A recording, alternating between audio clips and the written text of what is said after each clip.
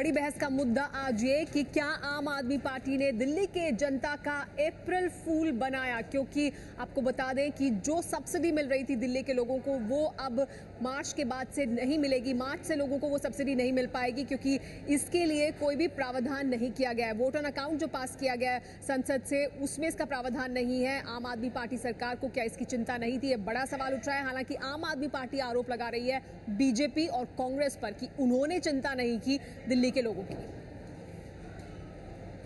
हमारा फिर मानना है कि बिजली का दाम दिल्ली में आधा होना चाहिए, उसमें भ्रष्टाचार हो रहा है और आम आदमी पार्टी सरकार बनने के बाद फिर से बिजली का दाम आधा करेगी, ये हमारी प्रतिबद्धता है।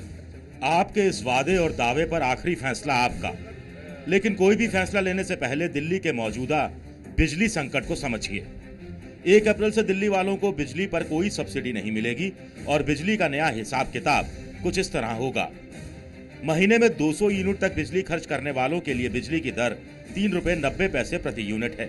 शीला सरकार इस पर 1 रुपए 20 पैसे प्रति यूनिट की दर से सब्सिडी देती थी, लिहाजा लोगों को 1 यूनिट के लिए 2 रुपए 70 पैसे चुकाने पड़ते थे। केजरीवाल ने 50% सब्सिडी देकर इसे 1 रुपए 95 पैसे प्रति यूनिट कर दिया, लेकिन 1 अप्रैल से सब्सिडी खत्म होने पर यह रेट बढ़कर 3 रुपए 90 पैसे हो जाएगा। इसी तरह दिल्ली में 200 से 400 यूनिट तक बिजली की दर 5 रुपए 80 पैसे प्रति यूनिट है। शीला दीक्षित इस पर 80 पैसे प्रति यूनिट सब्सिडी देती थी, लिहाजा लोगों को 1 यूनिट बिजली के लिए 5 रुपए देने पड़ते थे। केजरीवाल ने 50% सब्सिडी देकर इसे 2 रुपए 90 पैसे कर दिया, लेकिन सब्सिडी खत्म होने के कारण 1 अप्रैल से ये रेट 5 रुपए 80 पैसे हो जाएंगे। महीने में 400 यूनिट से ज्यादा बिजली खर्च होने पर पहले से ही कोई सब्सिडी नहीं है, लिहाजा उस पर सब्सिडी खत्म होने का कोई असर नहीं पड़ेगा। बड़ा सवाल है कि दिल्ली वालों की इस नई मुसीबत का जिम्मेदार कौन है?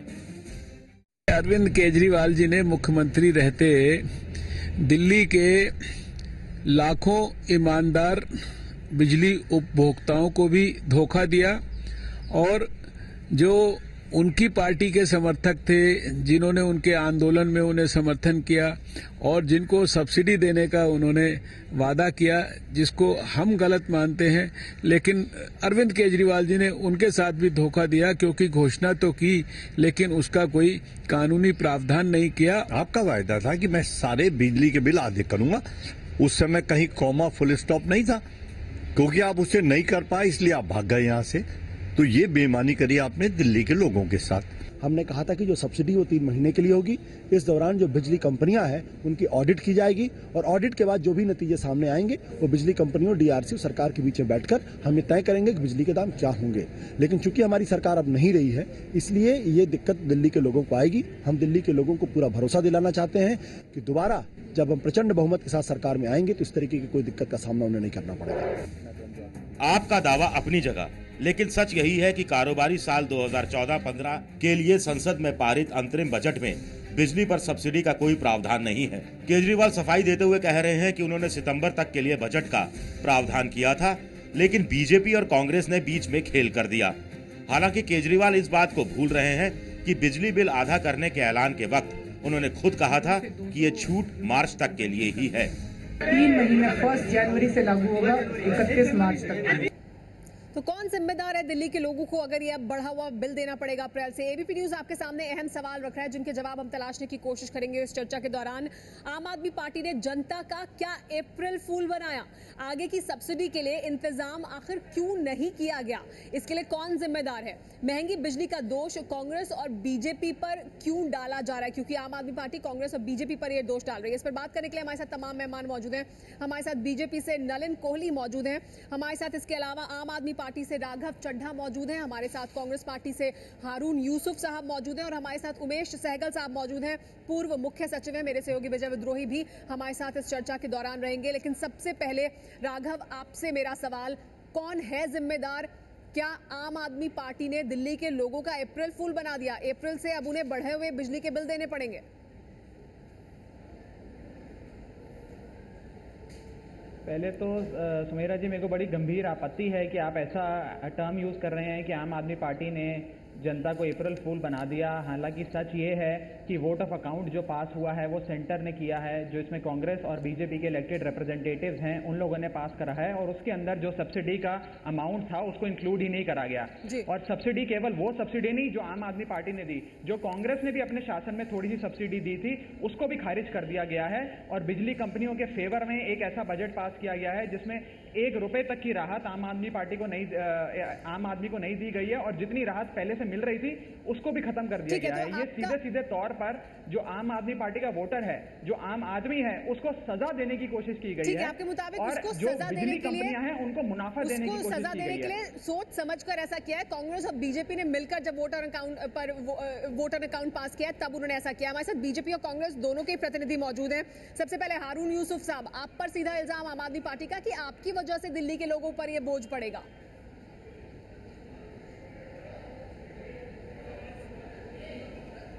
असल में राघव जी जो आम आदमी पार्टी ताल्लुक रखते हैं यहाँ मौजूद हैं, इस आम आदमी पार्टी की महारत ये हो गई है कि इतने कॉन्फिडेंस से झूठ बोलने लगे हैं, जबकि एप्रोप्रिएशन बिल जो आया था वो 31 मार्च तक के लिए आया था।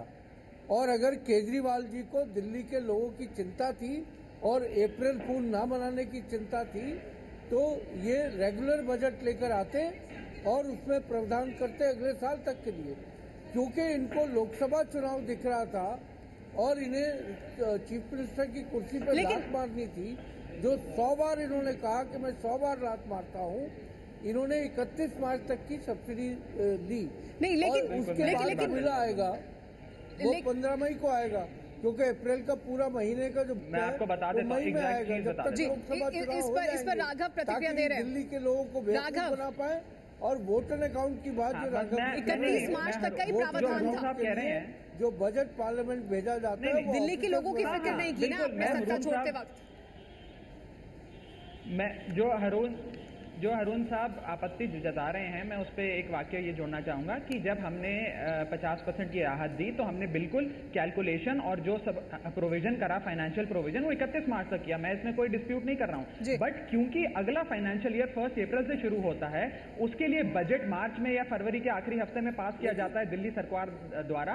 तो पावर मिनिस्ट्री को अरविंद केजरीवाल जी की सरकार ने अगले 6 महीने का, यानी अप्रैल से सितंबर एंड तक का नोटिस दिया हुआ था कि इतने अमाउंट की 600 करोड़ की और सब्सिडी आप दिल्ली की जनता को दीजिए, क्योंकि हमारे अनुमान से जो ऑडिट है वो अप्रैल जून में खत्म होता, अप्रैल से जून के महीने में खत्म होता। तो उन महीनों के लिए भी हमने प्रावधान करते हुए ये पहले ही प्रोविजन पावर मिनिस्ट्री को बनाया गया। बट दुखद बात यह है कि जब वोट ऑन अकाउंट बना, और ये मैं कैटेगोरिकली आपके चैनल पे स्टेट कर रहा हूं, जब वोट ऑन अकाउंट पारित हुआ, पावर मिनिस्ट्री, दिल्ली की पावर मिनिस्ट्री को कंसल्ट ही नहीं किया गया, पावर डिपार्टमेंट को उनसे कुछ लिया ही नहीं गया, कागज ही नहीं माने गए। और अगर मांगे भी गए तो जो प्रोविजन जो पुरानी सरकार ने रखा गया था, जो आज तक शामिल नहीं किया गया, आपका ये कहना है, ठीक है, उसको अकाउंट ही नहीं करा गया। इस पर हारून यूसुफ जी की प्रतिक्रिया लेंगे, लेकिन नलिन, आपको भी ये कह रही है आम आदमी पार्टी कि आप भी शामिल है कांग्रेस पार्टी के साथ, वोट ऑन अकाउंट के दौरान आपने दिल्ली के लोगों का ख्याल नहीं रखा। शायद सुमेरा जी, सबसे ज्यादा शर्म और दुख की बात है कि आम आदमी पार्टी अपनी राजनीति के लिए किसी के साथ, और ये मुझे लगता है जनता के साथ, सबसे ज्यादा धोखा करने के लिए हमेशा तैयार है। केजरीवाल जी ने पहली बात, और मेरे 3-4 तर्क हैं, पहली बात खुद कहा 3 महीने के लिए है, फिर उन्होंने कहा कि हम रेट घटाएंगे, ये बिजली कंपनी चोर है, और उन्होंने किया क्या, 373 करोड़ रुपए की सब्सिडी दे दी इन कंपनियों को, बहाना बना दिया कि हम जो है अभी ऑडिट करा रहे हैं। नेक्स्ट बात है, यदि इनको इतनी चिंता थी तो जैसे पॉइंट आउट हो रहा है लगातार, अप्रोप्रिएशन बिल जो है 31 मार्च से आगे होता। चौथा, नहीं मैडम, मैं पूरी बात करूंगा क्योंकि ये भ्रमित करने के हमेशा सदैव प्रयास में है। चौथी बात ये है कि आप मुझे बताइए, सरकार बनाई इन्होंने कांग्रेस से समर्थन से, मतलब आप कह रहे हैं कि अप्रोप्रिएशन बिल इनको लेकर आना चाहिए था, क्योंकि रात को 12 बजे, नहीं, ये बेसिकली क्या है, मैं अपना आरोप स्पष्ट लगा रहा हूं कि आम आदमी पार्टी अपनी राजनीति के लिए किसी के साथ भी खिलवाड़ सकती है। वो अपने सरकार भागकर छोड़े हैं क्योंकि झूठे वादे कर रहे थे। ठीक है। और रही बात, जिस अंबानी को ये गलियाते हैं, उसी अंबानी की कंपनी को ये 373 रुपए की सब्सिडी देकर गए हैं। ऐसा है राघव जी, अभी नवीन है, यंग है, बढ़िया है, इसमें कोई दिक्कत नहीं है। राजनीति के लिए ऐसा है जिस राजनीति के लिए किसी को भी धोखा दे सकते हैं, राजनीति के लिए कुछ भी घुमाने का प्रयास करे, मतलब थोड़ा सा तरस खा लीजिए, जनता को ऐसा बेवकूफ मत बनाइए। उनसे जान लेते हैं स्थिति को साफ कर। आपके जो तर्क हैं, जो आप बातें कर रहे हैं, एक सुमेरा जी बोलिए। कोहली साहब की बात का जवाब ऐसा है, मैं पहले हम लोग सबकी सुन ले, नहीं तो जवाब दे पे मेरे पास भी 4 तर्क और के राघव जी। हर चीज में अगर आपकी प्रतिक्रिया सर मैं एंकर से पूछ के बोल रहा हूँ सर। उमेश जी एक्सपीरियंस आदमी है, चीफ सेक्रेटरी है, पूछ कर एक बार सुन तो लेना पूरी चर्चा। हाँ चलिए ठीक है, उमेश सहगल जी की प्रतिक्रिया लेते हैं। उमेश सहगल जी पूर्व मुख्य सचिव है। उमेश सहगल जी, मैं आपसे जानना चाहती हूँ उमेश सहगल जी कि क्या कांग्रेस और बीजेपी को इसके लिए जिम्मेदार ठहराना सही है जो आम आदमी पार्टी कह रही है कि उनकी वजह से दिल्ली के लोगों पर बोझ पड़ेगा?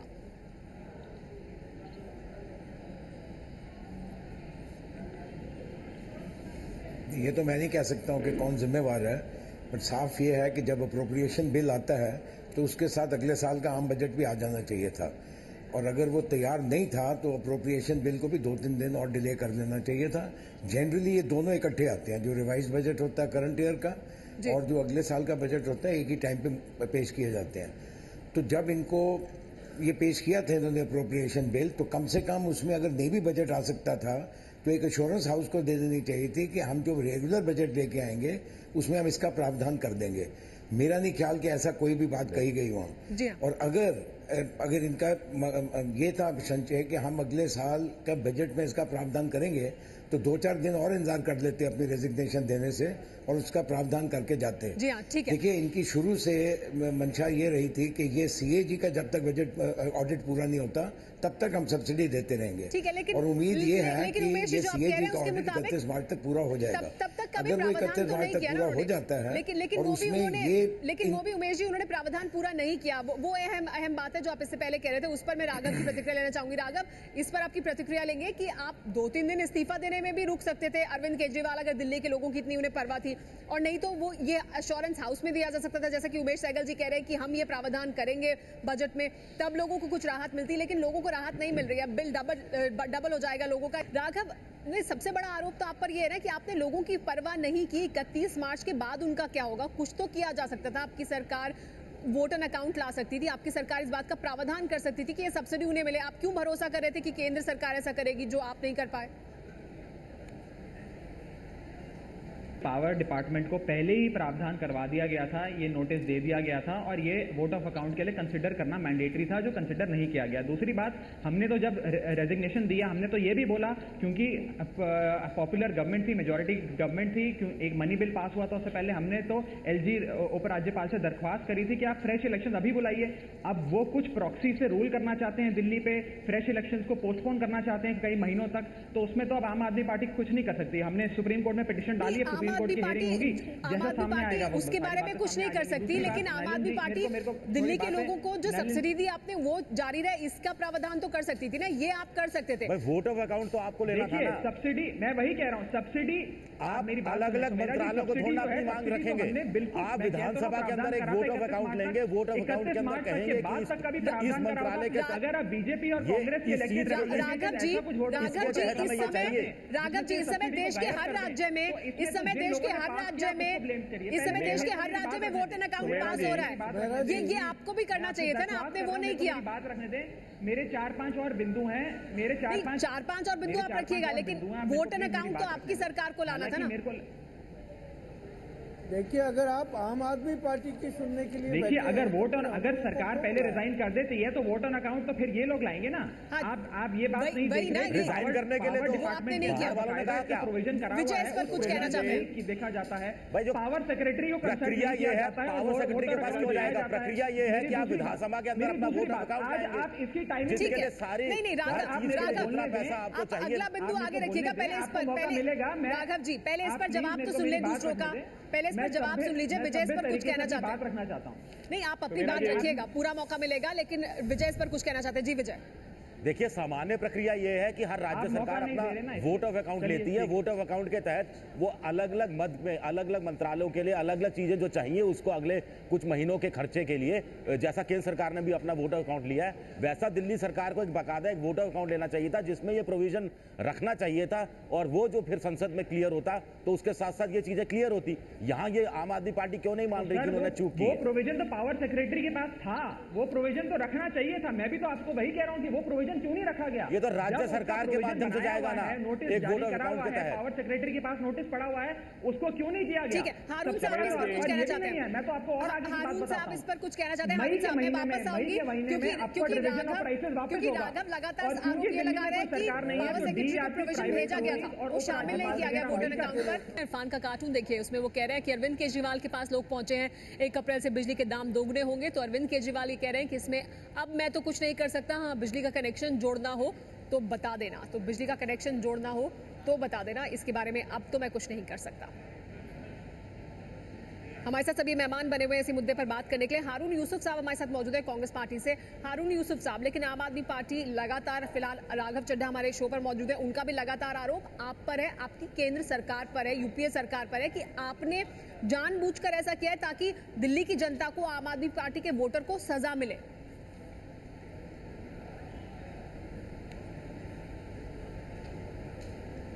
मैं आपसे सुमेरा जी एक बात कहना चाहूँगा बहुत स्पष्टता से, और मैं चाहूँगा तमाम पैनलिस्ट मुझे थोड़ा बोलने का मौका दें। ये जो गुमराह कर रही है आम आदमी पार्टी के हमने बजट भेजा पार्लियामेंट में, ये नौबती क्यों आई? क्योंकि जब आप छोड़ के भाग गए तो इस जो वोट एंड अकाउंट होता है उस पर कोई हाउस में चर्चा नहीं होती है। मैंने जैसा इससे पहले कह रहा था कि वोट एंड अकाउंट जो है अगर पार्लियामेंट नहीं होती तो प्रेसिडेंट के पास जाके सीधा उसकी सहमति मिलने के बाद वो पारित कर दिया जाता है, और ये वोट एंड अकाउंट जो है ऑफिसर्स तैयार करते हैं। सब्सिडी देने का अधिकार जो है वो कैबिनेट और सरकार को है, ये निर्णय सरकार लेती है। जो अभी आम आदमी पार्टी के स्पोक्स पर्सन गुमराह कर रहे हैं दिल्ली के लोगों को कि हमने तो सितंबर तक का मांगा था, तो जो एप्रोप्रिएशन बिल आया था उसमें खुद केजरीवाल जी ने on the floor of the house कहा था कि ये 31 मार्च के लिए है, और ये जो अप्रैल फूल नहीं, ये हर दिन हर पल फूल बनाते रहते हैं। बिल्कुल नहीं, आप गुमराह कर रहे हैं, आप गुमराह कर रहे हैं दिल्ली की जनता को। पार्लियामेंट में केजरीवाल जी की सरकार ने बहुत देर से सुना पावर डिपार्टमेंट को लिखित में नोटिस दिया हुआ है कि कंसिडर करना पड़ेगा। अगर आप जानबूझ के इतनी सब्सिडी का अमाउंट निकाल लेते हैं। लीजिए ना राघव, पहले आप उनकी बात सुन लीजिए, फिर मैं आपको मौका दूंगी। सरकार का कोई राघव, पहले आप उनकी बात सुन लीजिए, फिर आप बोलिएगा ना, ऐसे तो कोई किसी की बात समझ में नहीं आएगी। उनकी बात पूरी होने दें, फिर आप अपने पक्ष रखिए। तो ये बार बार बोलते हैं।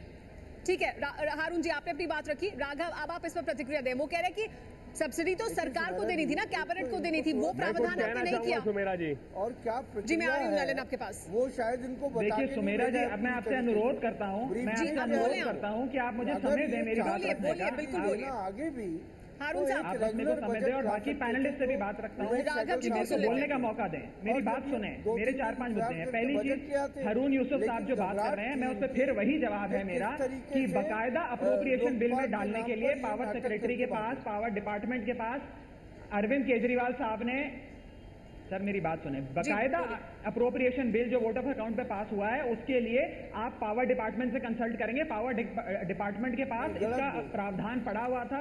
अरविंद केजरीवाल साहब की सरकार रेजिग्नेशन देने से कई दिन पहले इसका प्रावधान उनको भेज चुकी थी अगले 6 महीने का। तो यदि आपको ज्ञान नहीं है तो मैं आपको इस चीज से बता रहा हूँ। दूसरी चीज आगे मेरी बात सुनिए। असेंबली के फ्लोर पर हारून जी कह रहे हैं कि अरविंद केजरीवाल ने 31 मार्च तक टाइमिंग देखें आपको बहुत समय। अनिल अंबानी साहब, अनिल मेरी बात सुनिए, अनिल अंबानी साहब एक हफ्ते के शुरू में जाकर उपराज्यपाल से मिलते हैं, और उपराज्यपाल से मिलने के बाद फ्राइडे को वोट ऑफ अकाउंट पास हो जाता है और आम आदमी से सारी सब्सिडी खींच ली जाती है। दूसरी चीज, आप ये सब्सिडी की जो हम बात कर रहे हैं, आप इस सब्सिडी के अंदर अमाउंट देखिए, आप इस सब्सिडी का अमाउंट देखिए। इस सब्सिडी जो आम आदमी पार्टी सब्सिडी दे रही है उसमें 70% जो अमाउंट है वो तो प्राइवेट कंपनियों से रिकवर करना है। 4500 करोड़ बीएसईएस राजधानी और बीएसईएस यमुना के पास पड़ा हुआ है, ये रिकवरी मैकेनिज्म है। तो नेट आउटफ्लो तो दिल्ली सरकार का कुछ कुल 60 करोड़ रुपए भी नहीं बनता। नहीं, वो सब भी आपने प्रोविजन नहीं पास कराया। वो सब तो आपने पहले कह दिया था ना, वो सब आप पहले, ये सब तो आम आदमी पार्टी पहले भी कह चुकी है, लेकिन अब तो दिल्ली की जनता को ये दुगना बिल देना पड़ेगा ना 1 अप्रैल के बाद से। अब क्या होगा, मैं आगे भी बताता हूं कि क्या होगा। दिल्ली की जनता जानना चाहती होगी कि आगे क्या होगा, मैं बताता हूं आगे क्या होगा। मई के महीने में जब ये डिस्कॉम्स और डीआरसी मिलकर प्राइस रिवीजन करते हैं, अपवर्ड रिवीजन, मई के महीने में 30% रेट और बढ़ाए जाएंगे, क्योंकि सरकार कोई है नहीं अभी। उपराज्यपाल, डिस्कॉम्स और प्राइवेट कंपनीज और ये सब मिलकर 30% रेट बढ़ाएंगे। दूसरी चीज, क्योंकि गैस के रेट जो केजी बेसन से जो गैस आती है उसके रेट $4 से $8 MMBTU कर दिया गया है। सब तो रेट बिजली के रेट दिल्ली में 400% ये सब होगा, इसके लिए कहीं ना कहीं आप भी तो जिम्मेदार है ना राघव जी। ये होगा, यही तो सवाल पूछ रहे हैं राघव जी ने, ये होगा इसके लिए आप जिम्मेदार है ना, यही तो सवाल पूछ रहे हैं। नलिन इस पर प्रतिक्रिया देना चाहते हैं। नलिन, राघव का लगातार ये कहना, आम आदमी पार्टी का कहना कि बीजेपी और कांग्रेस जिम्मेदार है। गैस के कुएं को $4 से $8 कर दिया जाए। नहीं राघव जी, देखिए हम उस मुद्दे की चर्चा नहीं कर रहे हैं ना, अभी सब्सिडी की बात हो रही है, उसकी बात करिए। मैं बोल रहा हूँ, मुझे बीच में नहीं टोके। अभी तो सब्सिडी की बात हो रही है ना, आप उसका जवाब दीजिए। मैं बहुत देर से बात सुन रहा हूँ और मैं अपनी बात पूरा रखना चाहूंगा और मुझे बीच में ना डिस्टर्ब किया जाए। पहली बात बोलूंगा, ये राघव जी जलेबी की तरह क्यों एक सत्य को घुमाने के प्रयास कर रहे हैं। स्पष्टता यह है कि इन्होंने प्रोसीजर फॉलो नहीं किया। इन्होंने बजट जो है वोट ऑन अकाउंट फ्लोर के ऊपर में अप्रोप्रिएशन बिल ठीक से नहीं रखा। केजरीवाल जी स्वयं कहे कि मैं 3 महीने के लिए इसको कर रहा हूं, अब ये पूरा दोष कहीं और कर रहे हैं। बंद करिए ये सब नाटक। मूल बात क्या है, सिंपल है कि ये राजनीति में इंटरेस्टेड है, शासन में नहीं। इनका पूरा काम है पॉलिटिक्स करना, गवर्नेंस नहीं। अगर ये गवर्नेंस में इंटरेस्टेड होते तो जन लोकपाल बिल जो है वो 2-3 दिन और चलने देते। हम लोग सब उस पर भी प्रतिबद्ध थे। ये भागना चाहते थे, इनका इंटरेस्ट ही नहीं है। 2500 लोगों के ऊपर में केसेस हो गए दिल्ली में जहां इन्होंने कनेक्शन कराए। उन लोगों के ऊपर क्या होगा? आप मेरे को बीच में मत टोकिए यंग मैन, मैं बहुत देर से आपका ज्ञान सुन रहा हूँ, मुझे अपनी बात पूरी कहने दीजिए, फिर आराम से बोलिए। ये हर चीज जो है जब इनके ऊपर आती है ये सीधा उसमें कंस्पिरेसी देखते हैं। भाजपा पे आरोप लगाएंगे, कांग्रेस पे कांग्रेस पे लगाना आप जानिए, समर्थन आपने कांग्रेस से लिया, लेकिन खबरदार जो आप हम पर गलत आरोप लगाए। मैं स्पष्ट रूप से कह रहा हूँ, आप गवर्नेंस में कुछ अपना बताइए, राजनीति बंद करिए, शासन में उनकी दिलचस्पी नहीं है। विजय, लेकिन लगातार राघव जो बात सामने रख रहे हैं उसमें वो इस बात का जवाब नहीं दे रहे ना कि आम आदमी पार्टी सरकार की क्या जिम्मेदारी थी, क्या वो उन्होंने निभाई? नहीं, वो तो बिल्कुल साफ है कि वो जिम्मेदारी उन्होंने नहीं निभाई और हड़बड़ी में थे वो। लेकिन मुझे लगता है कि अगर बीजेपी और कांग्रेस के जो बड़े बड़े नेता हैं, अनुभवी नेता थे उस समय विधानसभा में, वो क्यों चूक गए? अब वो बार बार कहते हैं कि केजरीवाल सरकार अनुभवहीन है, इनको काम करना नहीं आता, शासन के तौर तरीके सीखने हैं। उस दिन संविधान की एक एक पढ़त होती रही गहराई से कि एलजी की चिट्ठी इस रूप में पढ़ी जानी चाहिए या उस रूप में पढ़ी जानी चाहिए। तो एप्रोप्रिएशन बिल जब पेश किए जा रहे थे और अगर मान लीजिए अरविंद केजरीवाल ने 31 मार्च का टाइम लिया था, तो बीजेपी और कांग्रेस के जो बड़े बड़े महारथी वहाँ नेता मौजूद थे, उनमें से कोई तो इशारा कर सकता था कि साहब ये सब्सिडी का भी आपको प्रावधान रखना है, प्रावधान रख दीजिए। विजय, तब उन्हें मालूम नहीं था ना कि इस्तीफा दे देंगे केजरीवाल। केजरीवाल साफ संकेत दे चुके थे कि आखिरी विधानसभा होगी। हाँ, लेकिन फिर भी वो जिम्मेदारी उन पर नहीं है ना, सरकार जिसकी थी जिम्मेदारी उनकी थी। नहीं, ये भी ध्यान दिला सकते हैं। मैं 1 मिनट इसमें स्पष्टता से बोलना चाहूंगा प्लीज। विजय जी गलत इश्यू उठा रहे हैं। विजय भाई, मैं स्पष्ट रूप से कहना चाहूंगा, आपके चैनल पे भी मैं बैठा था और उस टाइम पे लगातार था कि इस्तीफा की उम्मीद है, इस्तीफा की उम्मीद है। हम लोगों को क्या पता कि इस्तीफा देंगे नहीं देंगे। केजरीवाल जी यू टर्न कितने करते हैं, बच्चों की कसमें खाते हैं और उसके बाद सरकार के आप समर्थन लेते हैं कांग्रेस से। आप उससे पहले जाइए, अन्ना को गुरु बोलते हैं, फिर अन्ना से हाथ छोड़ते हैं। भाई हमें क्या पता केजरीवाल जी क्या डिसाइड करेंगे। उमेश सहगल साहब, आपसे मैं जानना चाहूंगी कि क्या कोई उम्मीद की किरण बाकी है, अब दिल्ली के लोगों को कहीं से राहत मिल सकती है?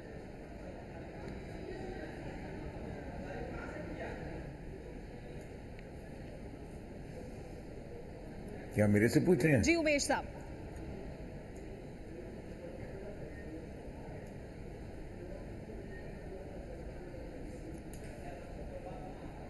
उमेश साहब, आपसे हम जानना चाहेंगे कि क्या दिल्ली के लोगों को कोई राहत अब मिल सकती है?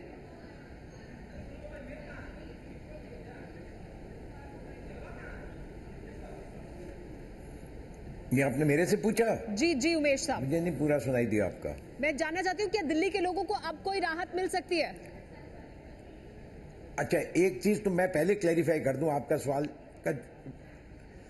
सवाल का जवाब देने से पहले एक मैं क्लियर कर दूं पॉइंट।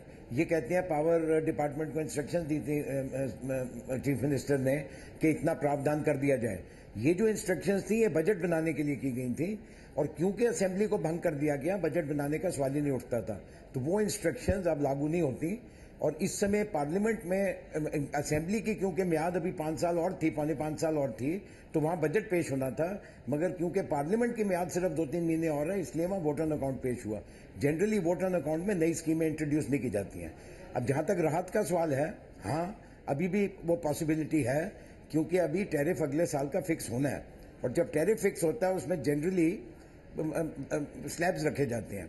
तो अगर आप दिल्ली गवर्नमेंट अभी भी चाहे तो कमीशन DERCS से रिक्वेस्ट कर सकती है कि जब आप स्लैब्स बनाएं तो ऊपर के स्लैब में आप ज्यादातर खर्चा डालिए, और जो नीचे के स्लैब्स हैं वहां उनको या उतना ही रखिए जितने थे सब्सिडी के बाद, या थोड़ा सा उसको बढ़ा दीजिए। अगर DERC उनकी ये सिफारिश मान जाती है, जिसकी की लाइक्लीहुड है, तो एक क्रॉस सब्सिडी जरूर हो जाएगी। ऊपर वालों के रेट थोड़े ज्यादा बढ़ जाएंगे, मगर जो लोगों को राहत मिली हुई है, 70% 80% लोगों को राहत मिली है, वो मिली रहेगी। अब इसके अलावा मुझे और कोई तरीका नहीं लग रहा, क्योंकि अगर बजट प्रावधान नहीं है तो सब्सिडी तो नहीं दी जा सकती। और बजट बनाने की ना बनाने की अगर इनकी मंशा थी कि मैंने पावर डिपार्टमेंट को इंस्ट्रक्शंस दिए हैं, तो इनको जरूर चाहिए था कि थोड़ी देर और रुक जाते। 3-4 दिन की और बात थी, क्योंकि अप्रैल के एंड तक बजट वैसे भी तैयार हो जाता है, और क्योंकि अभी तक इनकी मेजोरिटी गवर्नमेंट थी, इनको अभी सपोर्ट थी दूसरी पार्टी की, कोई वोट ऑफ नो कॉन्फिडेंस नहीं मूव हुई थी, तो जरूर वो बजट पास हो जाना था। इनको पता होना चाहिए था, क्योंकि इन्होंने रेकमेंड किया था प्रेसिडेंट को कि असेंबली को भंग कर दिया जाए। इनको पता होना चाहिए था कि बजट की जितनी भी इंस्ट्रक्शन उन्होंने पहले दी थी, वो बिल्कुल उनकी कोई रेलेवेंस नहीं है। दिल्ली के लोगों को अब कोई राहत मिल सकती है। लेकिन राघव जी राघव, इस पर आपकी प्रतिक्रिया, और जो आप लगातार कह रहे हैं कि किस तरह से पावर मिनिस्ट्री को भेजी गई एडवाइजरी वो अब लागू नहीं होती, वो भी बताया उमेश जी ने। जो बात कर रहे हैं, जो वो बात कर रहे हैं कि वोट ऑन अकाउंट में कोई नई चीज नहीं ला सकती या लागू नहीं होती, मैं कह रहा हूं आप चलिए उसको छोड़ दीजिए।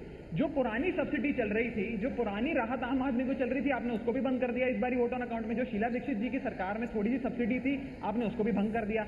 दूसरी बात, अब मेरे को बोलने दे, बीजेपी जो अपने मैनिफेस्टो में प्रॉमिस कर चुकी है और हर बारी उन्होंने बोला है कि कोई पुरानी सब्सिडी नहीं थी, सब्सिडी सिर्फ 31 मार्च तक थी। जब 31 मार्च खत्म हो गया तो उसके बाद नए बजट में प्रावधान करना पड़ेगा। सब्सिडी सिर्फ 31 मार्च तक ही थी, आपने बजट नहीं बनने दिया। सवाल ये उठाना चाहिए था कि वोट ऑन अकाउंट कैसे पास हो गया। नलिन कोहली साहब को तो ये सवाल उठाना चाहिए था कि प्राइवेट कंपनियों को मुनाफा क्यों दिया जा रहा है। बट मेरे को आश्चर्य यह है कि नलिन कोहली साहब ये बात उठा नहीं रहे हैं, वो आम आदमी पार्टी को कोस रहे हैं, विरोध की राजनीति कर रहे हैं। ठीक है राघव, समय खत्म हो रहा है। नलिन, क्योंकि आप बीजेपी पर आरोप लगा रहे हैं, तो नलिन आपकी प्रतिक्रिया। कांग्रेस की यूपीए सरकार ने वोट ऑन अकाउंट पास कर दिया। नलिन, समय खत्म हो गया है। नलिन, संक्षेप में समय शांत हो जाए ना, इनको तो क्या ना वर्बल डायरी है, बोलना शुरू करते हैं तो बंद नहीं होते ना। बोलिए, समय खत्म हो रहा है। जी नलिन, वर्बल डायरिया हो जाता है, शुरू हो जाते हैं, बंद नहीं होता। सर मैं बहुत सभ्य तरीके से आपसे बात कर रहा हूं। ऐसा है, ये बंद करिए सारे सवाल और ये पूछना। आप अपने ऐसा है जनाब, मैं बोल रहा हूँ, मेरी बात सुन लीजिए ना। आप जो है जनाब, मेरी बात पूरी बात सुन लीजिए। मैं बहुत नहीं, मैं आपको कह रहा हूँ हर चीज पे आप प्रश्न उठाते हैं, कोई दिक्कत नहीं है प्रश्न उठाना, क्योंकि बीजेपी पर आरोप है, आपने क्यों वोट ऑन अकाउंट पास होने दिया? जो है ऐसा है भैया, आप मुझे प्लीज अपनी बात कहने दीजिए। बहुत देर से बीजेपी को कोसते जा रहे हैं, हर चीज हम सुनते जाते हैं। मतलब ऐसा है, रोज सुबह शाम पर ये ऐसे बात करते हैं बीजेपी से, जैसे हम लोग देश के दुश्मन बने हुए हैं। अरे अपना काम आप करते नहीं है, हर चीज के लिए बीजेपी। यदि आप चाहते हैं कि इतना बढ़ना चाहते हैं, चैनल खोल लीजिए, टीवी चैनल खोल लीजिए और ये करिए। हम सत्ता में नहीं है और अभी कहते हैं हम 30% का जवाब नहीं देंगे तो कैसे काम चलेगा? 30% आपके प्राइम मिनिस्टरियल कैंडिडेट को जवाब तो देते नहीं। जब तक आप बोल रहे थे मैं बहुत शांत बैठा था। नहीं, आप बिल्कुल नहीं, मैं पूरी बात अपनी करूंगा। बिल्कुल नहीं, ये गलत है। मैं अपनी बात कह रहा हूँ, हमने 30% घटाने की बात की, हमारे पास देखिए, नहीं देखिए, ये चर्चा हम मुद्दे से भी भटक रहे हैं। आप हमारे पास समय भी इतना ही है। आप सभी मेहमानों का बहुत बहुत शुक्रिया हमारे साथ इस चर्चा में जुड़ने के लिए। लेकिन दिल्ली के लोगों को अब राहत अगर मिल सकती है तो वो DERC द्वारा ही मिल सकती है। वो जब नया रेट तय करेंगे तब कोई राहत दी जा सकती है। सब्सिडी लेकिन लोगों को अब नहीं मिलेगी फिलहाल, जब तक नई सरकार नहीं आती है। तो यहाँ दिल्ली के लोगों को कोई राहत मिलती नहीं दिखाई दे रही। आप सबका बहुत बहुत शुक्रिया हमारे साथ जुड़ने के लिए।